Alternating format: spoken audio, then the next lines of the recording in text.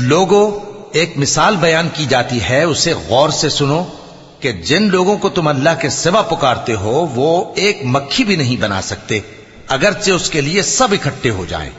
और अगर मक्खी उनसे कोई चीज छीन ले जाए तो उसे उससे छुड़ा नहीं सकते।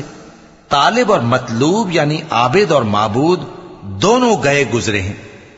इन लोगों ने अल्लाह की कद्र जैसी करनी चाहिए थी नहीं की। कुछ शक नहीं कि अल्लाह जबरदस्त है, गालिब है। अल्लाह फरिश्तों में से पैगाम पहुंचाने वाले मुंतखब कर लेता है और इंसानों में से भी। बेशक अल्लाह सुनने वाला है, देखने वाला है।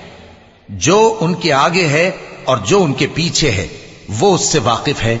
और सब कामों का रुजू अल्लाह ही की तरफ है। मोमिनो, रुकू करते और सजदा करते और अपने परवरदिगार की इबादत करते रहो और नेक काम करो ताकि फलाह पाओ।